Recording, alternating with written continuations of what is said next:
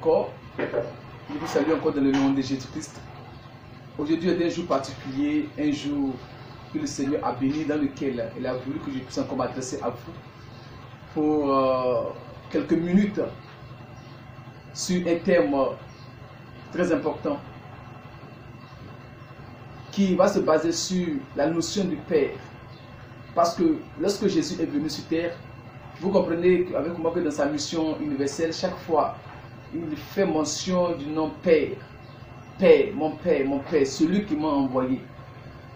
Et le thème Père est attribué à Dieu, comme plusieurs trinitaires le disent.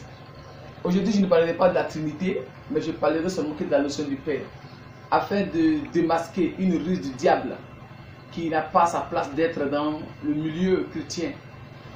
Le milieu chrétien, je vais dire dans les messages prophétiques et apostoliques que nous prêchons, que nous annonçons, que Jésus nous a confié donc de prêcher.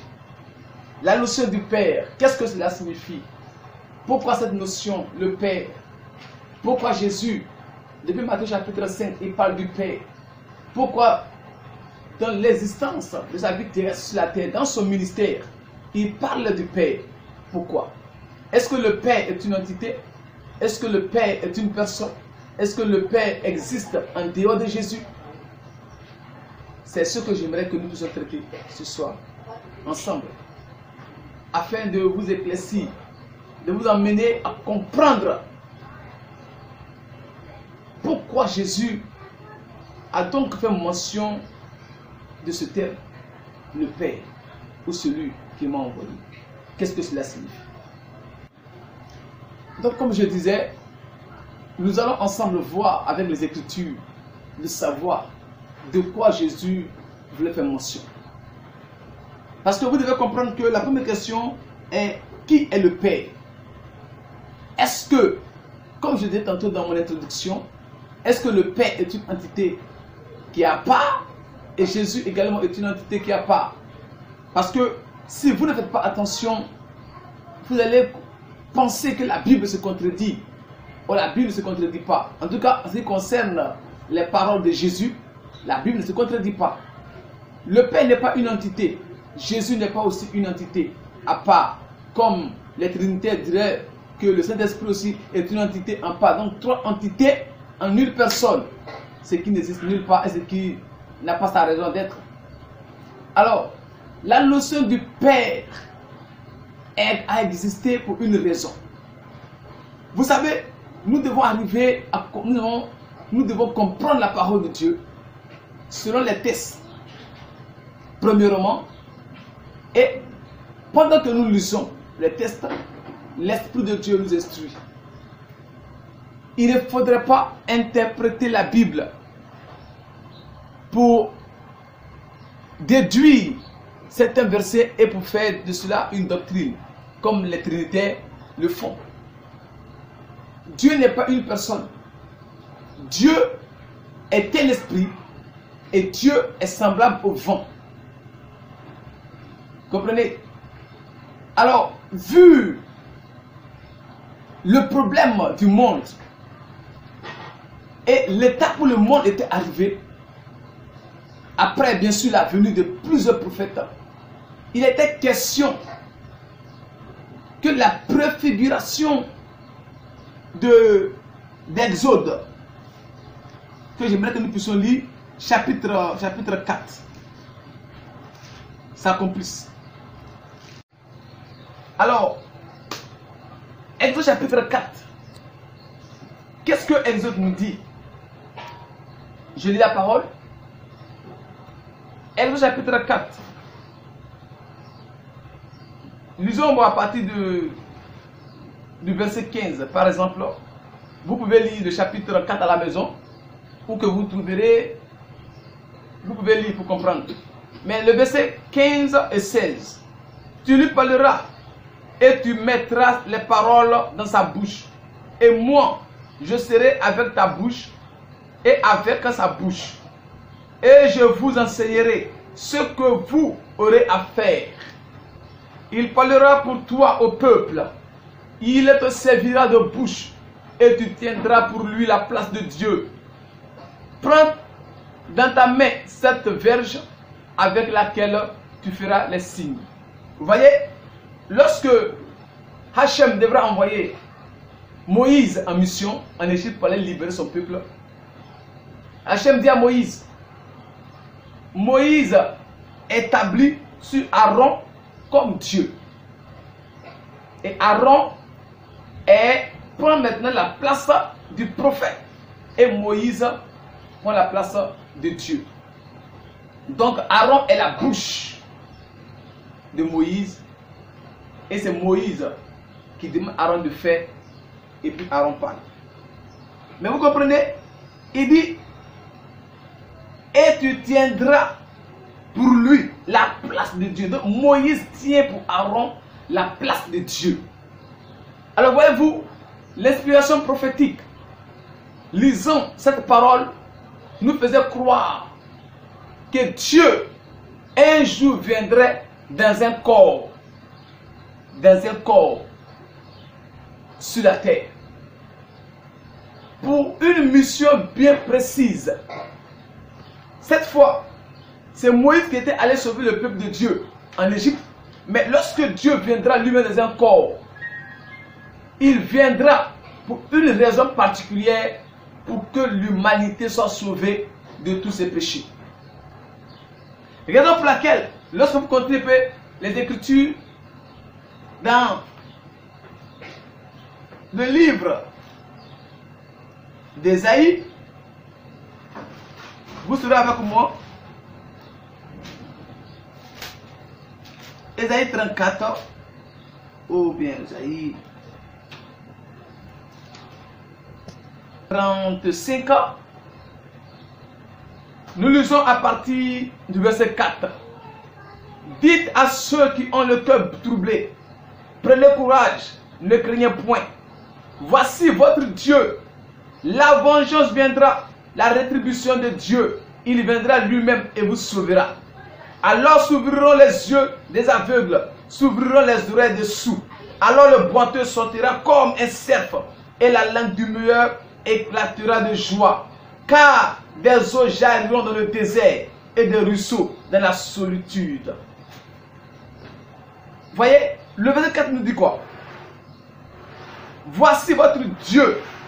La vengeance viendra. Pour quelle raison? Il sauvera lui-même. Il viendra lui-même et vous sauvera. Qu'est-ce que cela signifie? Comme je viens de le dire tout à l'heure, l'inspiration prophétique annonçait que Dieu, lui-même en personne, allait venir sur la terre. Parce que la préfiguration était de telle que Moïse devient Dieu et Aaron devient le prophète de Moïse.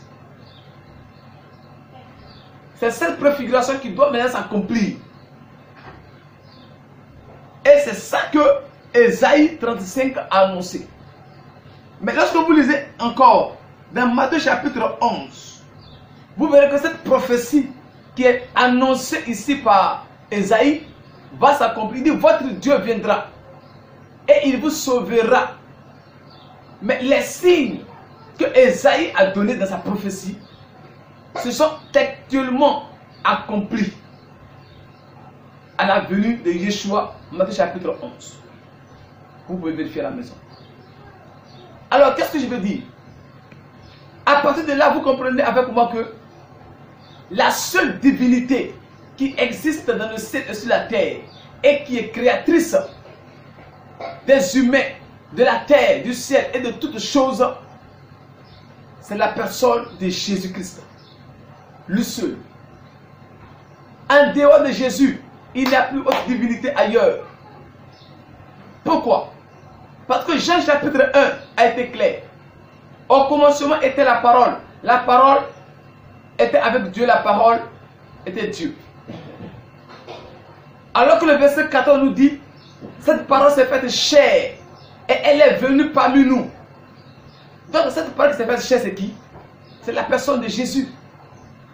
Si Jésus est la parole de Dieu, comme la Bible le signifie, et qui a tout créé, Genèse chapitre 1, que la terre soit et la terre fut, et Dieu créa, ce Dieu qui a créé, et qui a dit que ceci doit être, et ce que cela vienne à l'accomplissement, c'est lui qui est Jésus.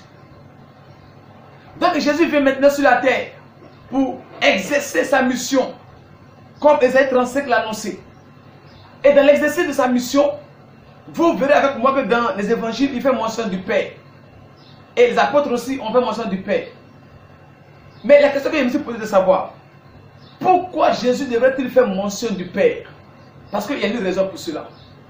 J'ai eu plusieurs débats à ce sujet avec des trinitaires où j'ai décortiqué un peu pourquoi Jésus devrait faire mention du Père. Mais je vais vous montrer un peu une petite preuve. Vous voyez? Parce que nous devons lire la Bible sous l'inspiration de Dieu. Regardez un peu ceci. Vous comprendrez avec moi cette raison. Pourquoi Jésus devait faire la mention du Père? C'est ainsi c'est écrit. Jean chapitre 8 verset 12. Nous lisons. Jésus leur parla de nouveau et dit, je suis la lumière du monde. Celui qui me suit ne marchera pas dans les ténèbres, mais il aura la lumière de la vie. Là-dessus, les pharisiens lui dirent, tu rends témoignage de toi-même, ton témoignage n'est pas vrai. Jésus leur répondit, quoique je rends témoignage de moi, mon témoignage est vrai, car je sais d'où je suis venu et où je vais. Mais vous, vous ne savez d'où je viens, ni où je vais. Vous jugez selon la chair, moi je ne juge personne. Et si je juge, mon jugement est vrai, car je ne suis pas seul. Écoutez maintenant, car je ne suis pas seul, mais le Père qui m'a envoyé est avec moi. Il est écrit dans votre loi que le témoin de deux personnes est vrai. Je rends témoignage de moi-même et le Père qui m'a envoyé rend témoignage de moi-même. Vous voyez comment Jésus a usé des stratégies afin de pouvoir faire comprendre aux gens, les pharisiens de son temps, les prendre eux-mêmes par leurs propres pièges, par leur loi. Parce que dans la loi mosaïque, il est dit quoi? Il est dit dans la loi mosaïque que le témoignage de 2 et de 3 personnes est certifié. Mais Jésus vient sur la terre. Il quitte au ciel, il vient, comme dans Jean chapitre 3, il a dit, il vient sur la terre. Pourquoi? Pour que le monde soit sauvé. C'est la raison de sa mission. Sauver le monde. Il vient. Maintenant, pour que son témoignage soit accepté, il faut que son témoignage soit conforme, ou bien ce qu'il va faire soit conforme aux Écritures. Qu'est-ce qu'il va faire? Il dit maintenant, comme nous venons de lire, je suis la lumière du monde. Celui qui me suit ne marchera pas dans les ténèbres, il aura la lumière de la vie. Mais les pharisiens disent quoi? Tu rends témoin de toi, ton témoignage n'est pas vrai. Je te dis, mais attention, je ne suis pas seul. Celui qui m'a envoyé est aussi avec moi. Donc quand Jésus dit celui qui m'a envoyé, dès lors, Jésus associe une autre personne à lui. Mais en vérité, cette personne qu'il associe à lui, qui est donc ici, fait mention du Père, n'existe pas. Mais cette stratégie a été employée par Jésus pour emmener les pharisiens et les gens de son époque à comprendre que, en fait, je dis celui qui m'a envoyé, afin de faire quoi? De vous emmener, vous-même, à votre loi. Parce que dans votre loi, il est dit, le témoin de 2 de 3. Or, si je suis seul, vous m'avez contredit que mon témoin n'est pas vrai. Maintenant, si j'associe le Père à moi, en ce moment-là, nous sommes 2, alors mon témoignage sera valable. Depuis ce moment, que la mention du Père, il a exercé librement son ministère. Mais en vérité, aujourd'hui, les gens disent que Jésus est le Fils de Dieu. Mais même la notion Fils de Dieu doit être analysée. Les prochaines vidéos, je vais vous faire un enseignement pour vous démontrer Jésus, Fils de Dieu, qu'est-ce que cela signifie. Parce que Jésus est lui-même Dieu. Mais Fils de Dieu, qu'est-ce que cela signifie? Il dit, le Père qui m'a envoyé est avec moi. Il rend témoignage de moi. Effectivement, le Père a rendu témoignage de lui. Lors de son baptême, souvenez-vous en Matthieu chapitre 3, lors de son baptême, une voix se fait entendre du ciel. Il dit, celui-ci est mon fils bien-aimé, en qui j'ai mis toute mon affection, écoutez-le. Mais Jésus savait tout ce qui allait se passer. Alors, la programmation spirituelle était déjà faite. Jésus est lui-même le Père, comme je le dis. Étant sur la terre, sa présence encore est effective sur le trône. Puisqu'il savait que les gens de son temps connaissent la loi de Moïse, alors lui aussi, il devait faire de sorte que ces personnes-là puissent croire en lui, croire en son témoignage à partir d'un processus que lui-même il a imposé. Jésus a fait mention du nom du, Jésus a fait mention du Père. Mais vous comprenez avec moi que le thème Père est une indication, est une nature et une fonction. Mais si le Père existe réellement, parce que être Père, c'est une fonction comme il vient de le dire, c'est une nature. Tout homme est un Père. Mais quelle est la fonction du Père de Jésus? Si on veut aller à cette base que le Père existe. Le Père est une entité. Comme Jésus est une entité. Comme je l'ai dit, je ne fais rien de moi-même. Mais celui qui m'a envoyé, je fais ce que je dois faire. Non, mes amis. Tout ce que Jésus a fait, tout ce qu'il a dit, est paragraphé. Et pouvoir décortiquer cela, c'est fait avec le Saint-Esprit. C'est pas comme les musulmans. Et qui lisent la Bible et qui cherchent les failles dans les dits de Jésus ou bien dans les évangiles, dans les épîtres. Non. On lit la Bible avec l'esprit pour comprendre avec l'esprit. Comprenez? Alors, pour vous dire que le Père n'existe pas. Jésus est lui-même le Père. Parce qu'il n'a jamais donné le nom du Père. Il a dit dans Matthieu chapitre 6, lorsque vous priez, dites Père, que ton nom soit sanctifié. Mais quel est le nom du Père qui doit être sanctifié? Matthieu chapitre 6. Mais quel est le nom du Père qui doit être sanctifié? Le nom du Père qui doit être sanctifié n'a jamais été employé par Jésus lui-même. Il n'a jamais dit le nom du Père jusqu'à sa mort.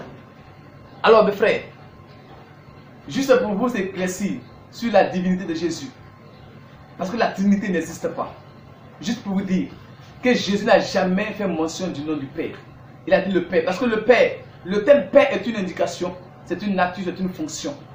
Mais il n'a jamais fait mention du Père, du nom du Père. Il a dit le Père, celui qui m'a envoyé. Mais celui qui l'a envoyé, quel est son nom?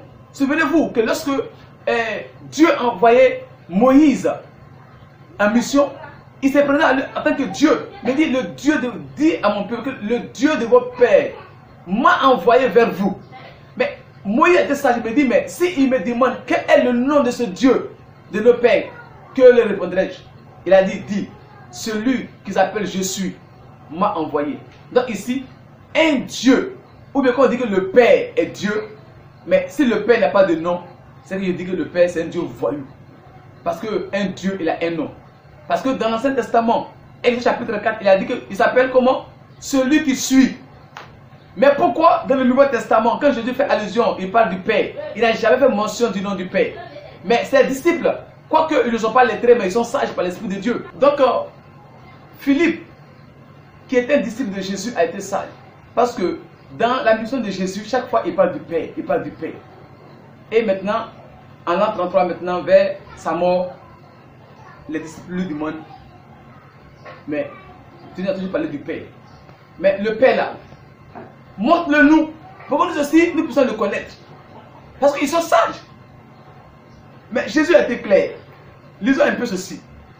Dans Jean chapitre 14, à partir du verset 8. Philippe lui dit, Seigneur, montre-nous le Père, et cela nous suffit. Jésus lui dit, il y a si longtemps que je suis avec vous, et tu ne m'as pas connu. Philippe, celui qui m'a vu, a vu le Père. Comment dis-tu, montre-nous le Père? Ne crois-tu pas que je suis dans le Père et que le Père est en moi? Les paroles que je vous dis, je ne les dis pas de moi-même. Et le Père qui demeure en moi, c'est celui qui fait les œuvres. Croyez-moi, je suis dans le Père et le Père est en moi. croyez du moins à cause de ses œuvres. En vérité, je vous le dis, celui qui croit en moi fera aussi les œuvres que je fais, etc. Donc, ici, Jésus dit que le Père, que les disciples veulent connaître, en fait, c'est lui-même Jésus. Et que le Père demeure en lui, et que lui, il est dans le Père. Donc, je vous ai dit, au début, dans mon introduction, que, en fait, le terme Père ne signifie pas qu'il a une entité à côté de Jésus, qui soit plus grand que Jésus, qui est donc Dieu créateur, parce que si c'est cette définition que les Trinités donnent à Dieu, qui soit donc le Père, c'est que Jésus ne serait pas la parole qui a crié. Alors que Jean chapitre 1 est clair, Jésus est la parole créatrice. Et cette parole a été au commencement avec Dieu, elle a été avec Dieu. C'est cette parole qui a crié, qui s'est faite chair, qui est Jésus. Alors, le Père n'est pas une entité. Le Père n'est pas un individu qui réside quelque part dans le ciel. Mais c'est Jésus lui-même qui est le Père. C'est lui-même qui est le Dieu véritable. Et c'est lui qui est le Dieu créateur, l'Élohim. Donc Jésus ici a donné la position du Père et où le Père réside. Il dit que le Père réside en lui et que lui, il réside dans le Père.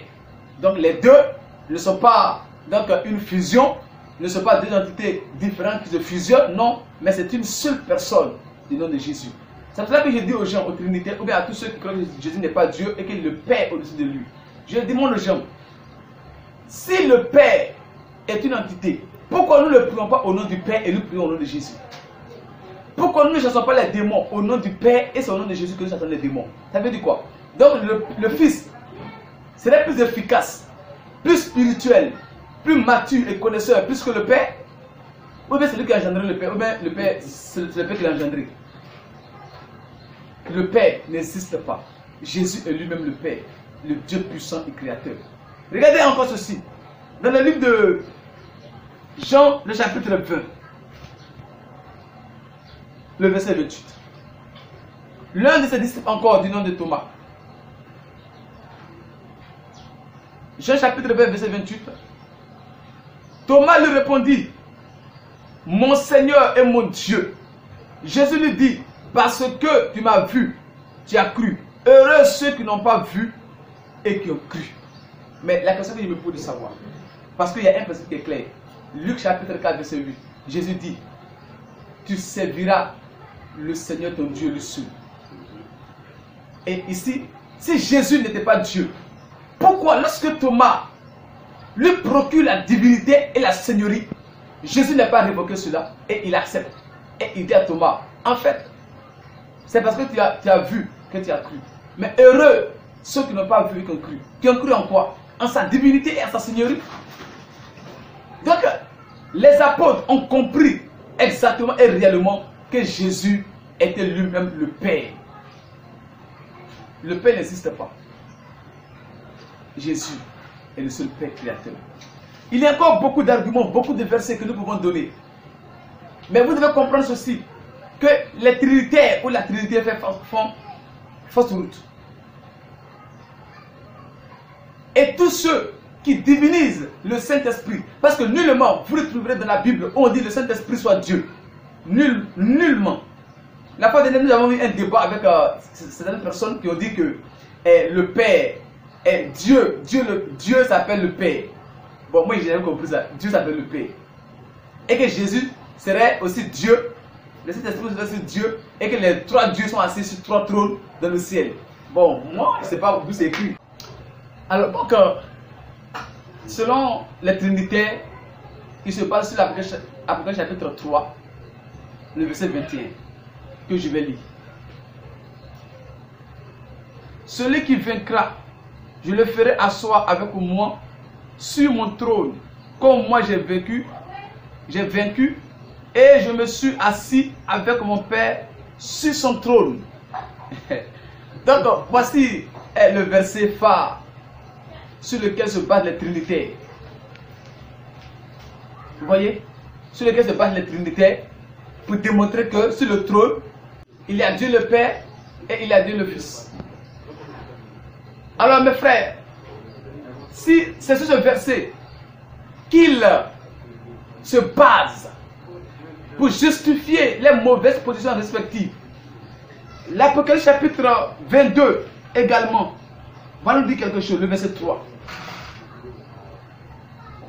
Après 22, verset 3, il n'y aura plus d'anathème. Le trône de Dieu, écoutez très bien, le trône de Dieu et de l'agneau sera dans la ville. Ses serviteurs le serviront et verront sa face. Et mon nom sera sur leur front. Il n'a pas dit et nos noms. Il dit et mon nom. Il a parlé d'un seul trône. Et le trône de Dieu et de l'agneau. Il n'y a pas deux trônes. Il y a un seul trône. Quand on parle du trône de Dieu et de l'agneau, Jésus est Dieu. Et le terme agneau est désigné en faisant allusion à la rédemption, pour le salut de l'humanité. C'est la même personne qui est Dieu là. C'est lui qui est l'agneau. Donc, quand on cesse de nous raconter des mensonges venus de l'enfer pour égarer l'humanité. Parce que la Trinité a une source. On parle de ça la prochaine fois. Je pense que j'annonce dès maintenant le prophète Jérémie qui sera sur cette chaîne qui va vous parler aussi de la Trinité. Vous allez comprendre son origine, d'où ça vient et pourquoi aujourd'hui la Trinité est devenue populaire, enseignée depuis l'église catholique et l'église, les ministères que nous avons aujourd'hui. Un pasteur qui enseigne la Trinité sans connaître mais la source de la Trinité. Alors bref, je peux vous dire que si l'Apocalypse chapitre 3 verset 21, on dit, je dis qu'il est sur son trône et que le Père est sur son trône, mais ici, 22 verset 3 démontre qu'il y a un seul trône, un seul Dieu qui est l'agneau. Alors mes frères, comprenez avec moi également que toutes les lettres, les 7 lettres qui ont été adressées aux 7 églises, quand vous lisez, en bas de chaque lettre, Yeshua dit que celui qui a des oreilles entend ce que l'Esprit dit. Donc Yeshua lui-même qui parle à Jean d'adresser des lettres à cette église, aux 7 églises, c'est lui-même qui parle à Jean et c'est lui-même qui est l'Esprit. Il parle lui-même en personne et il dit à la fin de chaque lettre que celui qui a des oreilles entend ce que l'Esprit dit. Donc qui est l'Esprit? Jésus seul est l'Esprit. Il est non seulement Dieu et en même temps il est l'Esprit. Souvenez-vous en Matthieu 28, il a dit je serai avec vous jusqu'à la fin du monde. Or il est monté dans le ciel. Mais encore il dit je ne vous laisserai pas orphelin. Je serai avec vous jusqu'à la fin du monde. C'est pour ça qu'il est venu lui-même dans sa forme d'esprit parlant du consolateur. Il ne diffère pas de l'esprit. Il est lui-même l'esprit. Donc il faut que les trinitaires puissent encore chercher des arguments solides pour dire ce qui est vrai. Qu'ils arrêtent de mentir. Ils arrêtent de mentir parce que ça, c'est du mensonge. Regardez un peu dans Jean chapitre 3, le verset 13. Jean 3, verset 13. Qu'est-ce que Jésus dit?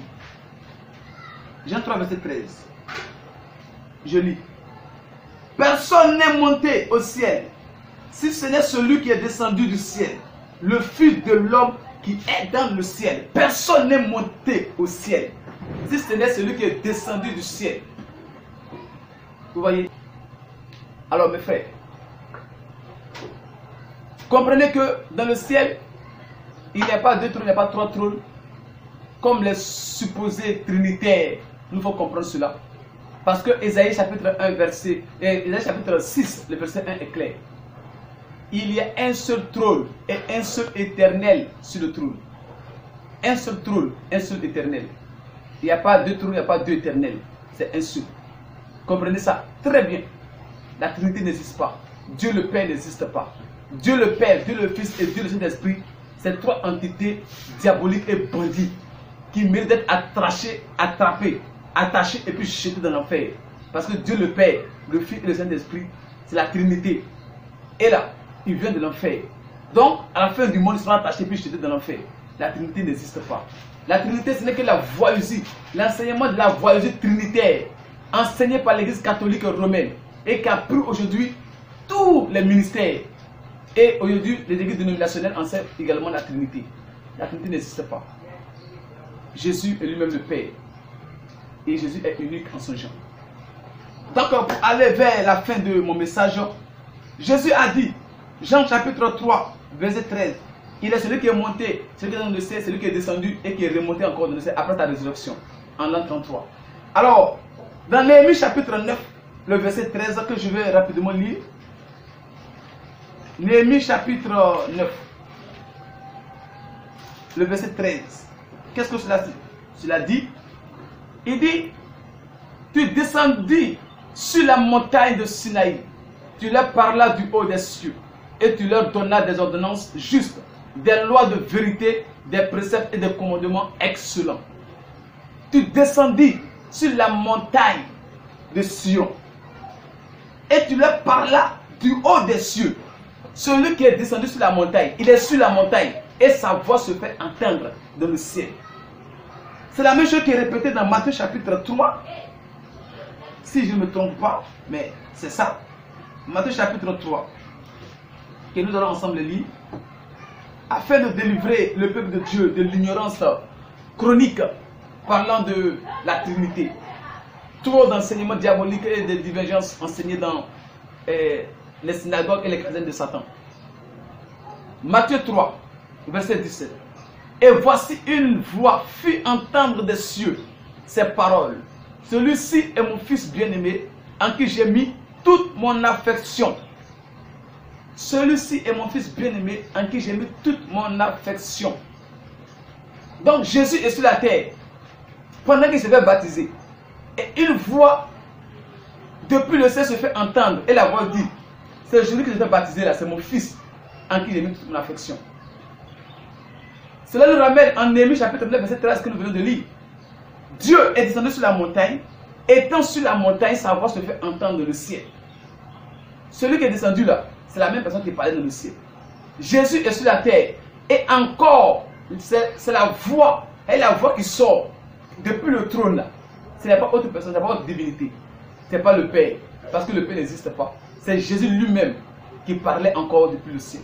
C'est ce qu'on appelle l'omniprésence de Dieu, l'omniscience et l'omnipotence de Dieu. Les trois dimensions de Dieu. Parce que Dieu est capable de tout. Et rien n'est impossible à Dieu. Alors, pour terminer, donc, cet enseignement, pour vous démontrer que c'est la même personne, parce que le Père n'a jamais rien fait. Lui, il a assis, et puis c'est le Fils qui fait tout. Regardez un peu dans Actes chapitre 9. Actes chapitre 9. Je lis. Parce que comme je disais, il y a une seule voix qui a parlé dans le ciel. Que je lis. Actes chapitre 9. Il tomba par terre et il entendit une voix qui lui disait, Saul, Saul, pourquoi me persécutes-tu? Il répondit, qui es-tu, Seigneur? Et le Seigneur dit, je suis Jésus que tu persécutes. Il te serait dur de regimber contre les aiguillons. La voix qui a parlé à Saul sur le chemin de Damas, ce n'est pas la voix du Père, mais c'est ici la voix de Jésus. C'est lui qui a parlé encore dans le ciel et qui a appelé Saul, que je dis Paul, au ministère. Mais pourquoi, si le Père, le Fils et le Saint-Esprit sont assis sur le même trône, devant le Père, quel mot le Fils a? Quelle est la capacité du Fils pour que le Fils puisse parler à la place du Père? Et si le trône, si les trois entités sont là, normalement c'est le Père qui doit parler et pas le Fils. Mais si Jésus, qui est le Fils, il se lève et dit, il parle à la place du Père, c'est que Jésus est supérieur au Père. Juste pour vous dire que le Père n'existe pas. Jésus est lui-même le Père, comme j'ai démontré cela par les Écritures. Donc, j'aimerais m'arrêter là aujourd'hui et vous remercier. Demain, par la grâce de Dieu, nous aurons encore à débattre sur enseigner un autre thème très puissant et excellent. Donc, je vous invite à vous connecter massivement sur notre page YouTube, Facebook, ainsi que vous pouvez même aller sur notre TikTok, Instagram et sur toutes nos pages de Facebook Cheikh Sadikim ou bien Sadikim TV sur YouTube. Vous verrez nos enseignements.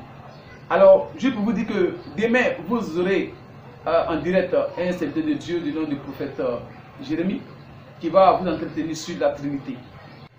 Je dis merci à mon père spirituel, l'apôtre Gordy Julien, qui est un homme fondamental et principal, un pilier incontournable de ma vie spirituelle, de ma conscience spirituelle et pour ce que je suis aujourd'hui. Dis merci également à mon premier compagnon de combat, le prophète Jérémie, par la grâce de Dieu que je l'avais avec vous demain sur cette chaîne pour vous donner un enseignement sur la Trinité. C'est un puissant homme de Dieu, un enseignant hors pair. Donc demain, soyez connectés, suivez ces enseignements parce que nous avons les mêmes formations, nous avons le même père spirituel, nous avons la même conception. Donc croyez en tout ce qu'il va vous dire demain. Soyez connectés. Téléchargez tous les enseignements que vous verrez de moi, de mon père spirituel, du prophète Jérémie, qui va vous entretenir demain sur un thème puissant, la Trinité. Il va vous décortiquer ce que c'est que la Trinité, d'où ça vient et quel est l'objectif de la Trinité satanique qui enseigne aujourd'hui dans les ministères.